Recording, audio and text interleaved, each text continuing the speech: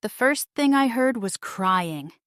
Not from pain, not from the machines beeping quietly beside me. A baby's cry, sharp, raw, needing something only I was supposed to give. My baby. I tried to sit up, but my body was heavy like I'd been stuffed with sand.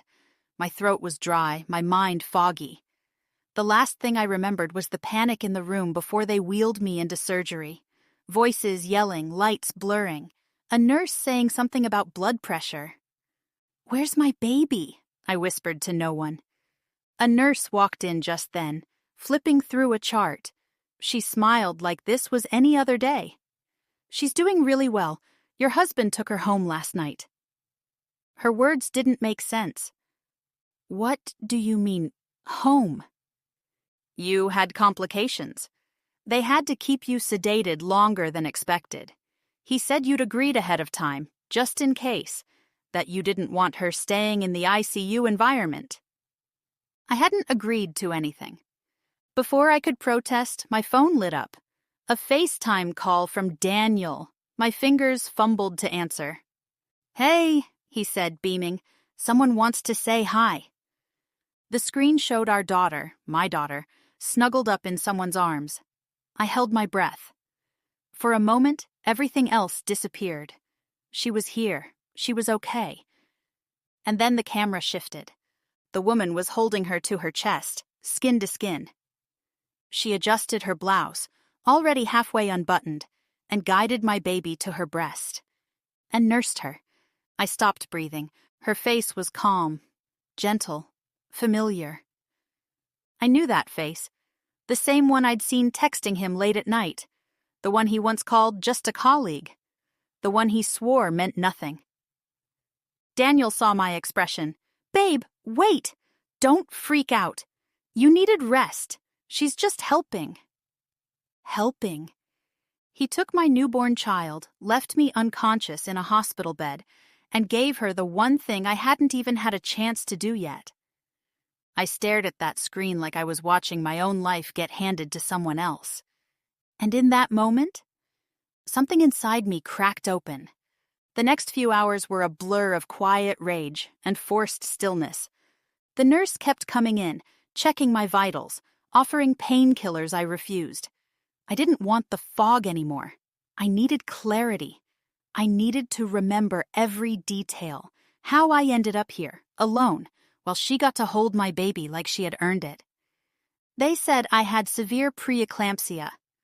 My blood pressure spiked during labor. I lost more blood than expected during the emergency C-section. There were post-op complications, and I was put under for longer observation.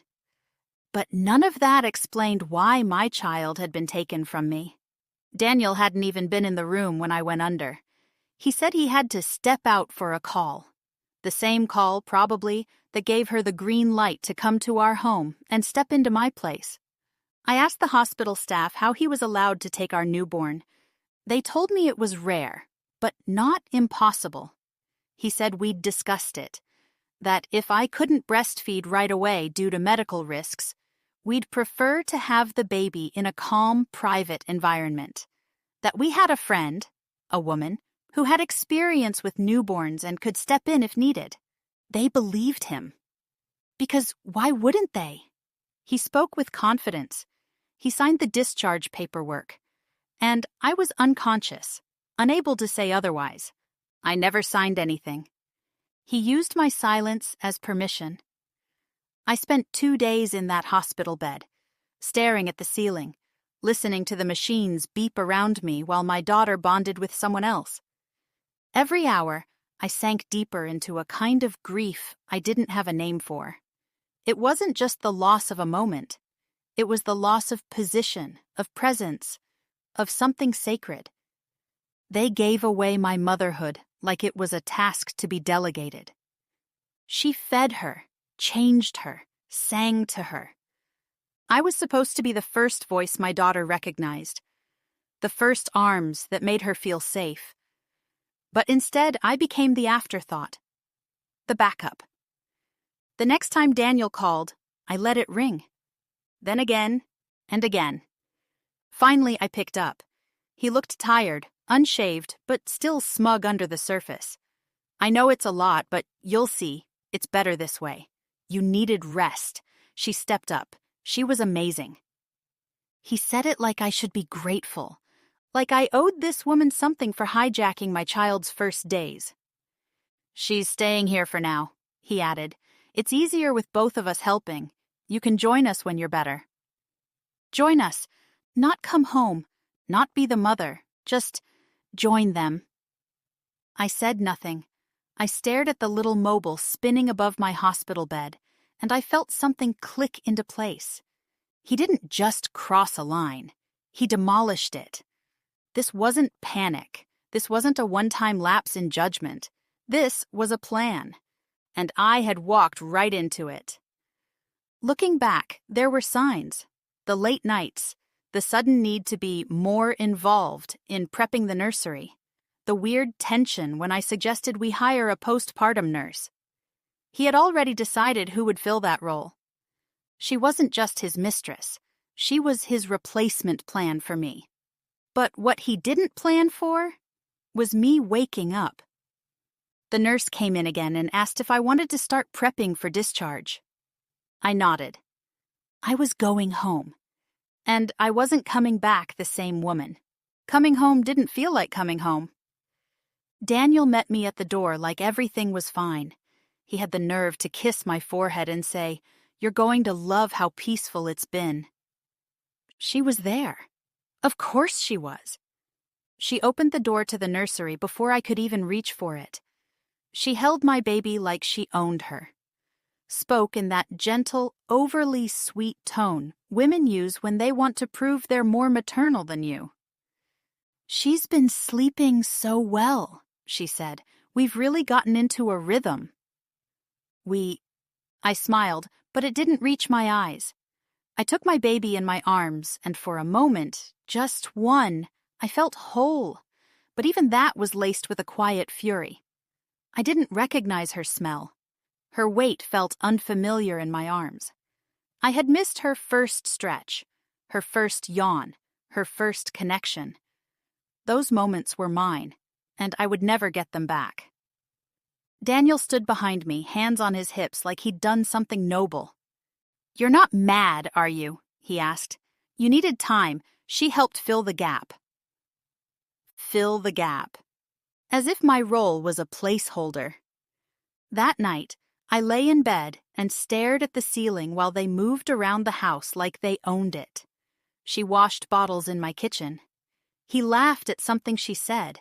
They thought I couldn't hear, couldn't feel what they were building. But I heard everything. I felt everything. And I made a decision. I wouldn't yell. I wouldn't confront. I wouldn't play into the version of me they were hoping for. The overwhelmed, emotional woman too broken to fight back. They had counted on my silence. So I gave them smiles. I nodded. I said thank you when she handed me diapers. I let Daniel believe he had kept things under control. Meanwhile, I documented everything. I started saving texts, photos, timestamps. I recorded audio when they whispered in the next room. I paid attention to who held the baby, when, and how often. I made notes about how she spoke to me, how Daniel deferred to her, how easily they excluded me from decisions. They thought I was healing. But I was gathering, because this wasn't about jealousy. This was about identity. I wasn't just a mother. I was her mother. And nothing, no lie, no betrayal, no other woman was going to take that from me. I may have missed the beginning, but I was going to control what happened next. The next few weeks felt like walking through a house made of glass. Every word, every movement, every smile I gave them was calculated. I stayed quiet, not because I was scared, but because silence was my sharpest weapon. Let them believe they'd won. Let them keep pretending they were a team. I wasn't just watching them. I was studying them. She had made herself comfortable. She started using my coffee mugs, rearranged things in the nursery, left a sweater on the back of my dining chair like she lived there. Daniel called it harmless, said she was just trying to help. And I smiled. I said, "Of course." While they played house, I was building a case. I started small, saving messages, noting her hours in the house, tracking every time she handled my baby. I even bought a nanny cam and hid it inside the stuffed giraffe on the changing table. Within days, I had footage of her scolding my baby like she was a child in timeout.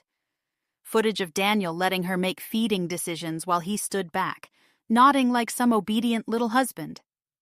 That was all I needed to see. I made an appointment with a family law attorney.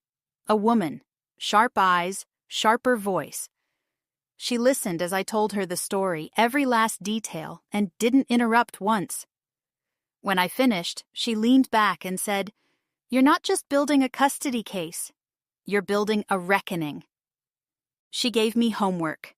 Gather timelines, get witness statements, document psychological shifts, mine and the baby's. So I did. I kept track of every night the woman stayed over. Every time Daniel referred to her as our support system. Every time he downplayed what she was doing, or worse, how I was feeling. And the more I gathered, the stronger I got. I began to eat better, sleep better, bond with my daughter more confidently. I took her to her first pediatric checkup alone.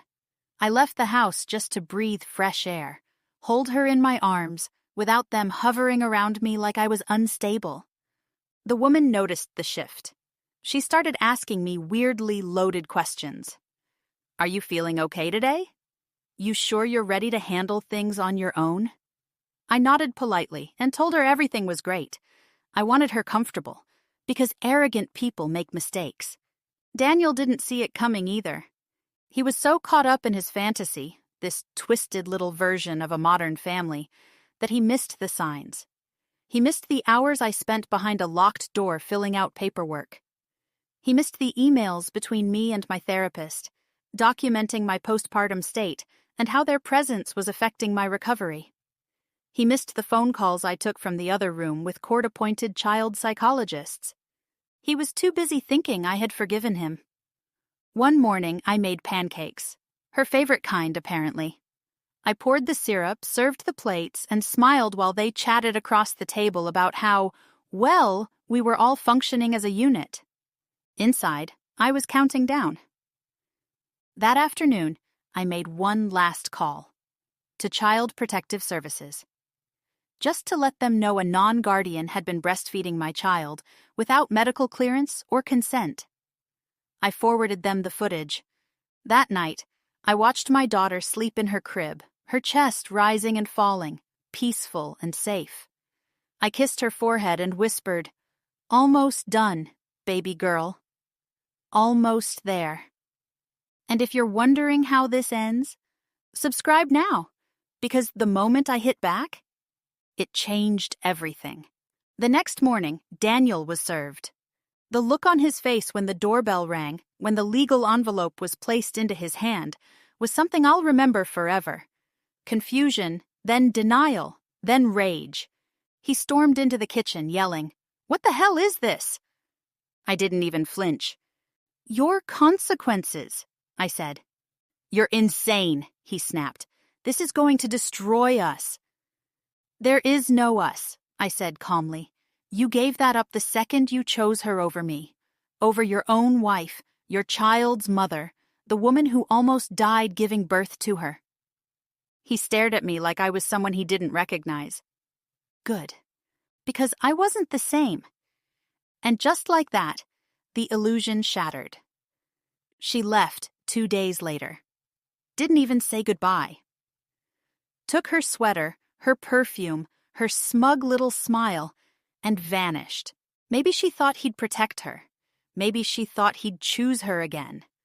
But once the legal fire started, he burned everything down trying to put it out. I filed for full custody. And I had the documentation, the medical reports, and the psychological assessments to back every word. And just when I thought it was over, my lawyer gave me the last piece.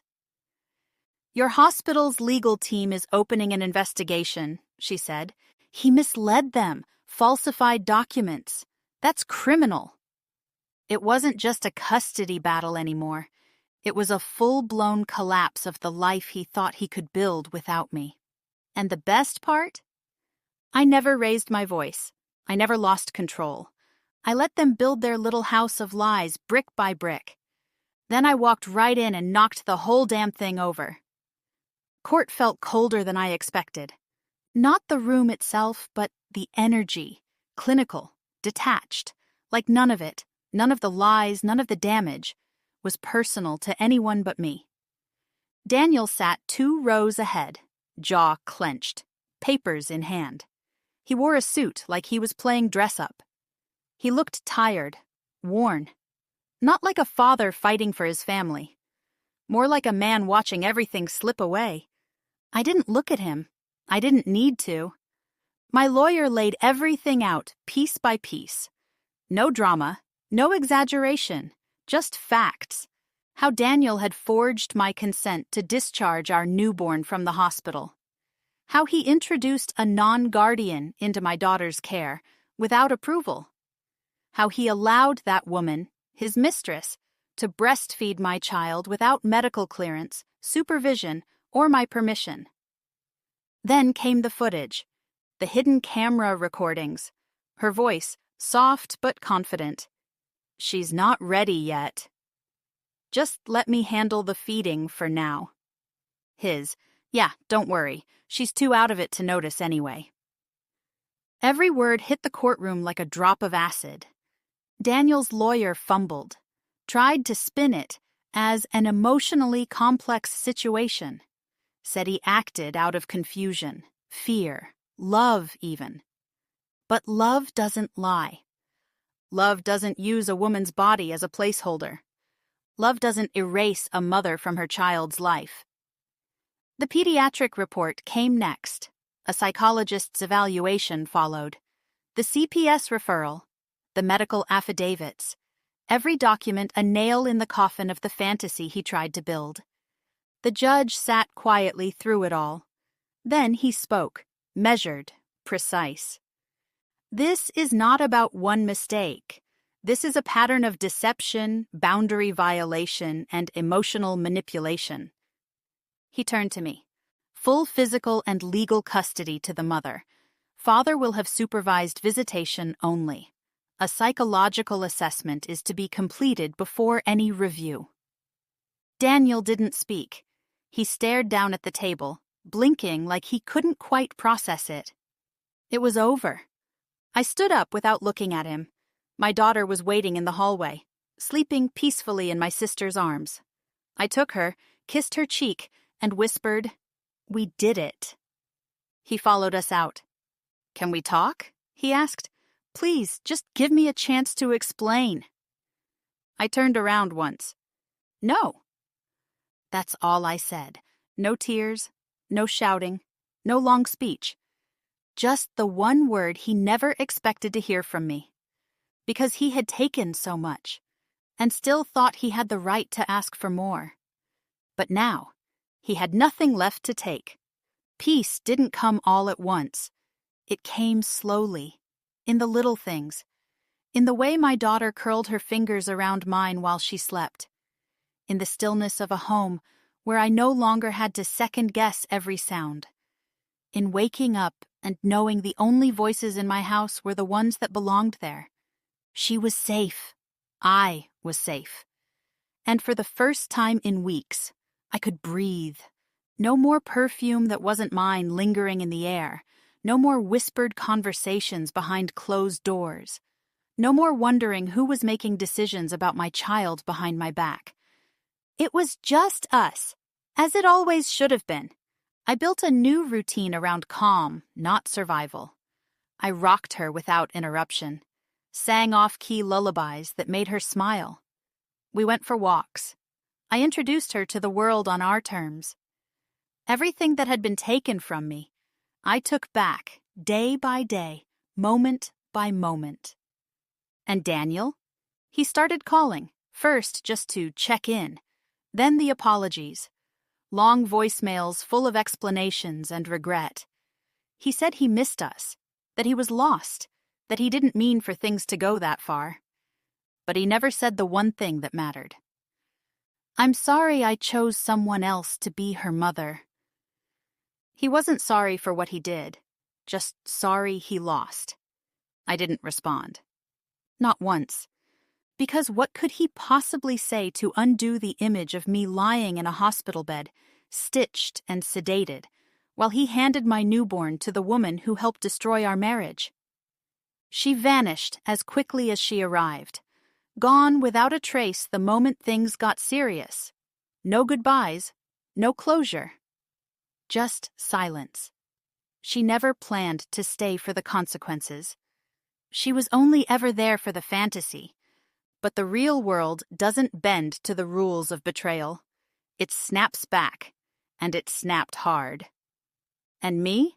I didn't need revenge in the traditional sense.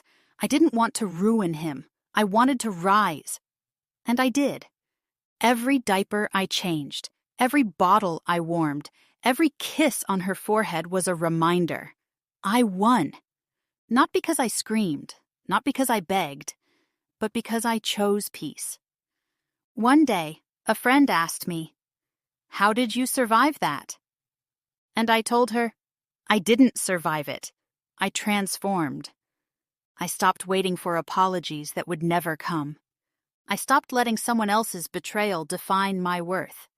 I stopped giving space to people who saw me as replaceable. Now I live in a home where no one questions my place. My daughter will grow up knowing her mother didn't let silence destroy her. She used it to rebuild. She'll learn that boundaries matter, that love shouldn't come at the cost of your dignity, and that no one gets to steal your place in your own story. And if someone ever tries to take what's hers, she'll already know what to do. Because I showed her how. So when people ask me, what would you say to him if you saw him now? I say nothing, because I don't need to prove anything anymore. My life speaks for itself. What would you do if you saw another woman nursing your newborn while you were stuck in a hospital bed? Tell me in the comments.